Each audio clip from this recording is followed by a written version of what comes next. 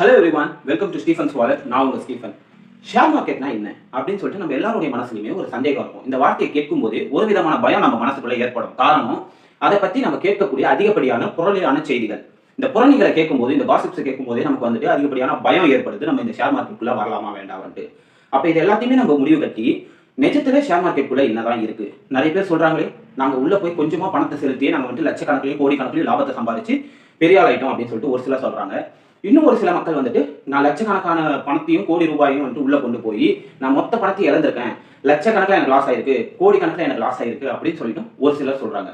அப்ப ரெண்டுத்துல எது உண்மை? உள்ள போய் பணத்தை சம்பாதிச்சுட்டு வராங்க அப்படின்னு சொல்லிட்டு சொல்றவங்க உண்மையா, இல்ல உள்ள போய் நான் பணத்தை லாஸ் பண்ணிட்டு வரேன் அப்படின்னு சொல்றாங்க அது உண்மையா?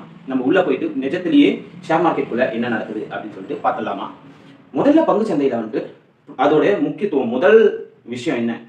இப்போ நீங்க ஷேர் மார்க்கெட்டுக்குள்ள போறீங்கன்னா ஃபர்ஸ்ட் ப்ரியாரிட்டி எதுக்கு கொடுக்குறாங்க அப்படின்னு பார்த்தீங்கன்னா, நீங்க வந்துட்டு ஒரு நிறுவனத்துடைய பங்குகளை வாங்குறது. இதுதான் ஃபர்ஸ்ட் ப்ரியாரிட்டி. இதை வந்துட்டு என்னன்னு சொல்றாங்கன்னா, ரெண்டு இடத்துல நீங்க வாங்கலாம். ஒன்று என்எஸ்சி அப்படின்னு சொல்லக்கூடிய நேஷனல் ஸ்டாக் எக்ஸ்சேஞ்சில் வாங்கலாம், அப்படி இல்லைன்னா பிஎஸ்சி சொல்லக்கூடிய பாம்பே ஸ்டாக் எக்ஸ்சேஞ்சில் வந்துட்டு நீங்க வாங்கலாம். இப்போ என்எஸ்சியில் பார்த்தீங்கன்னா ஒரு 2000க்கும் மேற்பட்ட நிறுவனங்களை வந்துட்டு அங்கே லிஸ்ட் பண்ணியிருக்காங்க. அதில் உங்களுக்கு எந்த கம்பெனி பிடிக்குதோ அந்த கம்பெனியோட ஷேர்ஸை வந்துட்டு நீங்க போயிட்டு என்ன பண்ணலாம்னா காசு கட்டி வாங்கிக்கலாம். ஓகே, இதுதான் ஒரு சிம்பிளான ஒரு ப்ராசஸ். இதுதான் வந்துட்டு பங்கு சந்தையில் நடக்கிறது. இந்த விஷயத்தை நீங்க செய்யறப்ப இந்த இடத்துல உங்களுக்கான ரிஸ்க்ன்றது லிமிட்டா தான் இருக்கும். ஆனா இப்பதான் இங்க அடுத்த விஷயம் வருது. 2000 கம்பெனி இருக்கு. இதே மாதிரி நீங்க பிஎஸ்சில பாத்தீங்கன்னா ஒரு 5000க்கும் மேற்பட்ட கம்பெனிகள் இருக்கு.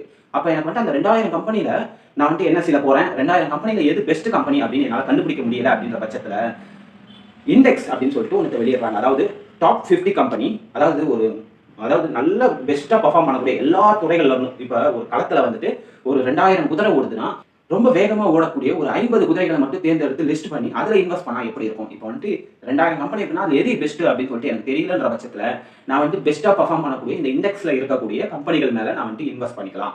அப்ப இண்டெக்ஸ் வருது. அடுத்ததா மியூச்சுவல் ஃபண்ட்ஸ்னு ஒன்று வருது. சரி, எனக்கு வந்துட்டு இண்டெக்ஸ் ஃபண்ட்ஸ்ல வந்துட்டு இன்வெஸ்ட் பண்றதுக்கு விருப்பம் இல்லை, அந்த கம்பெனிகள்ல விருப்பம் இல்லை, எனக்கு ஒரு சில செக்டார்ஸை செலக்ட் பண்ணி அதுல எந்த கம்பெனி பெஸ்டா இருக்கும் அப்படின்னு சொல்லிட்டு இன்வெஸ்ட் பண்ணணும் அப்படின்னு நினைக்கிறவங்க அடுத்ததான் மியூச்சுவல் ஃபண்ட்ஸ்க்கு போறாங்க.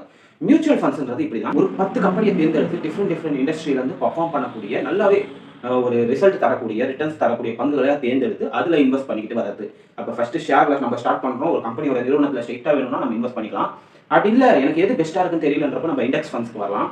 அதுல எனக்கு இன்ட்ரெஸ்ட் இல்லை, நான் வந்துட்டு இன்னும் கொஞ்சம் வேற ஐடியாவுக்கு போறேன் அப்படின்றப்ப மியூச்சுவல் ஃபண்ட்ஸுக்கு போகலாம். மியூச்சுவல் ஃபண்ட்ஸ்ல உங்களுக்கு ஒரு கைடு இருப்பாங்க. அங்க அவங்க என்ன பண்ணுவாங்கன்னா உங்களை ப்ராப்பரா கைட் பண்ணி எந்தெந்த இடத்துல வந்துட்டு இன்வெஸ்ட் பண்ணணும் அப்படின்றதெல்லாம் அங்க ஒர்க் பண்றவங்க அதை பார்த்துப்பாங்க. இப்போ இதெல்லாம் தான் முதல்ல நடந்துச்சு. இப்போ அடுத்ததான் நம்ம எங்க வரோம்னா இந்த கமாடிட்டி அப்படின்னு சொல்லக்கூடிய ஏரியாவுக்கு வரும். கமாடிட்டி அப்படின்னு சொல்லும்போது என்னன்னு வரும்? உங்களுக்கு கோல்டு, சில்வர், க்ரூட் ஆயில் இதெல்லாமே வந்துட்டு உங்களுக்கு உள்ள வரும். அப்போ நீங்க அதுல போய் என்ன பண்ணலாம்னா ட்ரேட் பண்ணலாம்.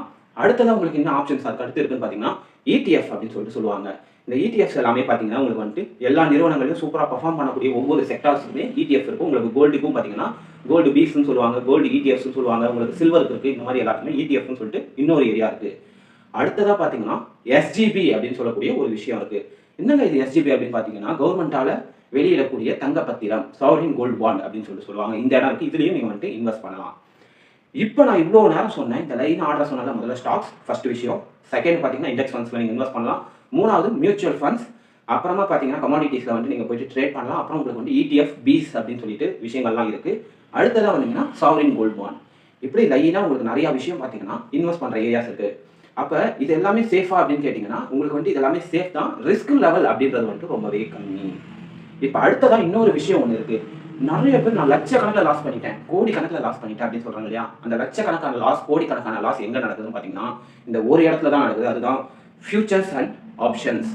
அதாவது சந்திரமுகி படம் பார்த்துருக்கீங்க இல்லையா? அதுல வந்துட்டு அந்த சந்திரமுகி படத்துல பேய்க்குன்னு ஒரு அறை கொடுத்துருப்பாங்க, அந்த இடத்துக்கு மட்டும் போயிடாதீங்க அப்படின்னு சொல்லுவாங்க. அந்த மாதிரி தான் பிகினர்ஸ் போகக்கூடிய, அதாவது நீங்க பிகினரா உள்ள வரீங்கன்னா நீங்க போகக்கூடாத ஒரு ஏரியா பாத்தீங்கன்னா ஃபியூச்சர்ஸ் அண்ட் ஆப்ஷன்ஸ் தான். என்ன ப்ரோ இப்படி சொல்றீங்க? நிறைய பேர் அதுல போயிட்டு ட்ரேட் பண்ணிக்கிட்டு தானே இருக்காங்கன்னா கண்டிப்பா நீங்க ப்ராப்பரான ஒரு ப்ராக்டிஸோட நீங்க போய் அதுக்கான கோர்ஸ் எல்லாம் அட்டன் பண்ணி ப்ராப்பரா கத்துக்கிட்டு மினிமம் வந்து ஒரு 3ல இருந்து ஒரு 6 மாசம், ஒரு வருஷம் கூட ப்ராப்பரா ஒரு கோச்சிங் போய் நீங்க ஒரு இடத்துல வந்துட்டு கத்துக்கிட்டு வந்து நீங்க வந்துட்டு இதுக்குள்ள இறங்குனீங்கன்னா ஓகே, எந்த தப்பும் இல்லை. ஆனா நிறைய பேர் கத்துக்காமையே, பேசிக்ஸை கத்துக்காமையே என்ன பண்ணாங்கன்னா ஸ்ட்ரெயிட்டா போயிட்டு ஃபியூச்சர்ஸ் அண்ட் ஆப்ஷன்ஸ்ல வந்துட்டு வேற யாரோ ஒருத்தவங்க வந்துட்டு சொல்லி தராங்க, நாங்க சொல்றப்ப வாங்குங்க, நாங்க சொல்றப்ப நீங்க வித்துடுங்க அப்படின்னு சொல்றாங்கன்றதுக்காக போய் அந்த இடத்துல இன்வெஸ்ட் பண்ணீங்கன்னா கண்டிப்பா நீங்க பெரிய அளவுல லாஸ் பண்ணிடுவீங்க. அது பயங்கரமான சூதாட்டத்துக்கு சமம். அப்ப பாத்தீங்கன்னா இந்த ஏரியாஸ்ல இந்த விஷயம் தான் வந்துட்டு உங்களுக்கு பாத்தீங்கன்னா பங்கு சந்தையில இருக்கு. நான் சொன்ன ஸ்டார்டிங்கில் சொன்ன இந்த ஆர்டராக லைனாக சொன்னேன் இல்லையா, ஷேர்ஸாக இருக்கட்டும், இண்டெக்ஸ் ஃபண்ட்ஸாக இருக்கட்டும், இல்லை மியூச்சுவல் ஃபண்ட்ஸாக இருக்கட்டும், பாண்ட்ஸாக இருக்கட்டும், இந்த மாதிரியான விஷயங்கள்லாம் நீங்கள் இன்வெஸ்ட் பண்ணுறப்ப உங்களுக்கு ஏற்படக்கூடிய நஷ்டன்றது வந்துட்டு லிமிட்டாக தான் இருக்கும். அந்த நஷ்டத்தை உங்களால் சமாளிச்சிட முடியும். ஆனால் நீங்கள் இந்த ஃபியூச்சர்ஸ் அண்ட் ஆப்ஷன்ஸில் போகிறப்ப இந்த முதலைக்கே மோசம் பண்ணுவாங்க பார்த்தீங்கன்னா, நீங்கள் பண்ண அந்த இன்வெஸ்ட்மெண்ட்டே மொத்தமாக போகிறதுக்கான வாய்ப்புகள் இங்கே அதிகமாக இருக்குது. அதாவது நீங்கள் இந்த ஃபியூச்சர்ஸ் அண்ட் ஆப்ஷன்ஸில் போகும்போது ₹100 கட்டி ₹100 ப்ராஃபிட் எடுத்துகிட்டு வந்துடலாம். சில டைம் நீங்கள் போட்ட அந்த ₹100 லாஸும் ஆகிடும். பட் இந்த ஏரியா நான் சொன்ன பார்த்தீங்கன்னா, இந்த ஸ்டாக்ஸு இந்த முதல்ல சொன்ன ஆர்டர்லாம் பார்த்தீங்கன்னா உங்களுக்கு வந்துட்டு ப்ராஃபிட்டும் லிமிட்டாக தான் இருக்கும், லாஸும் லிமிட்டாக தான் இருக்கும். உங்களால் வந்துட்டு தாங்கக்கூடிய அளவுக்கு ஒரு லிமிட்டான லாஸ், ஒரு லிமிட்டான ப்ராஃபிட் இருக்கும். அப்போ வந்துட்டு இதை புரிஞ்சுக்கிட்டு தான் நம்ம ஷேர் மார்க்கெட்டுக்குள்ளே வரணும். ஷேர் மார்க்கெட்டுன்னு மொத்தமாகவே டேஞ்சர் அப்படின்னு சொல்லிட்டு நீங்கள் நினைச்சிட்டிங்கன்னா ரொம்ப கஷ்டம். நீங்கள் வந்துட்டு ப்ராப்பராக அதை புரிஞ்சுக்கிட்டு எந்த ஏரியாவுக்கு எது நமக்கு தேவை, எது தேவையில்லை அப்படின்றத பிரித்து பார்த்து நீங்கள் புரிஞ்சுக்கிட்டு உள்ள வந்தீங்கன்னா ஷேர் மார்க்கெட்டும் ஒரு சேஃபான இடம் தான். ஒரு பெஸ்ட் பிளேஸ் டு இன்வெஸ்ட். உங்களோட பணத்தை நீங்கள் என்னது சேஃபாக இன்வெஸ்ட் பண்ணக்கூடிய ஒரு நல்ல இடம் தான் ஷேர் மார்க்கெட். ஆனால் ஒரே ஒரு விஷயம், இன்வெஸ்ட் பண்ணுறதுக்கு முன்னாடி அதில் இருக்கக்கூடிய பேசிக்ஸ் என்னென்ன, ஒவ்வொரு ஏரியாவுக்குமே இப்போ நான் சொன்னேன்னா அந்த ஸ்டாக்ஸில் இன்வெஸ்ட் பண்ணுறப்ப என்ன மாதிரியான ரிஸ்க் இருக்குது, அதில் வரக்கூடிய அந்த சின்ன சின்ன பிரச்சனைகள் என்ன. இப்போ பாண்ட்ஸுக்குன்னு பார்த்தீங்கன்னா நீங்கள் இன்வெஸ்ட் பண்ணிட்டீங்கன்னா 8 வருஷம் அதோட லாக்கிங் பீரியட், மினிமம் பார்த்தீங்கன்னா 5 இயர்ஸ், 8 இயர்ஸ் நீங்கள் வெயிட் பண்ணிங்கன்னா உங்களுக்கு வந்துட்டு நிறையா பெனிஃபிட்ஸ் கிடைக்கும். அப்போ அதில் இருக்கக்கூடிய சின்ன சின்ன விஷயங்கள் என்ன அப்படின்றத நீங்கள் தெரிஞ்சுக்கணும். இதே மாதிரி வந்து நீங்கள் மியூச்சுவல் ஃபண்ட்ஸில் போகிறப்ப என்னென்ன பார்க்கணும், நீங்கள் ஒரு ஷேரை நேரடியாக போயிட்டு பை பண்ணுறப்ப என்னென்ன பார்க்கணும், இந்த பேசிக்ஸ் எல்லாம் தெரிஞ்சுக்கிட்டோம்னா தைரியமாக நீங்கள் பங்கு சந்தையில் முதலீடு செய்யலாம். நான் இப்போ சொன்னேன் இல்லையா இந்த ஆர்டர், இது மொத்தத்தை பற்றியுமே ஒவ்வொன்றுத்துக்கும் இண்டிவிஜுவலாக நான் வீடியோ போடுறேன். ஸ்டாக்ஸ் எப்படி ஒர்க் ஆகுது, அதை வந்துட்டு நான் வந்துட்டு நேரடியாக ஒரு நிறுவனத்துடைய பங்கு ஐபிஓவில் எப்படி பார்ட்டிசிபேட் பண்ணலாம், அதுக்கப்புறமா வந்துட்டு ஸ்டாக்ஸை எப்படி செலக்ட் பண்ணி வாங்கலாம், அதுக்கப்புறமா அதுக்கு அடுத்து இருக்கக்கூடிய ஒவ்வொரு டாப்பிக்குமே நான் இண்டிவிஜுவலாக இந்த சேனலில் உங்களுக்கு வீடியோ போடுறேன். ஸோ நீங்கள் அதை பற்றிலாம் கவலையே பட வேண்டாம். நீங்கள் ஷேர் மார்க்கெட்டுக்குள்ளே வரலாம் அப்படின்னு சொல்லி முடிவு பண்ணிங்கன்னா தைரியமாக இருங்க. அடுத்து இருக்கக்கூடிய ஒரு 3-3.5 மாதம் இந்த வருஷம் முடியறதுக்கு இருக்குது. இந்த 3-3.5 மாதத்தில் ஷேர் மார்க்கெட்டோட பேசிக்ஸ் எல்லாமே நான் உங்களுக்கு சொல்லித்தரேன்.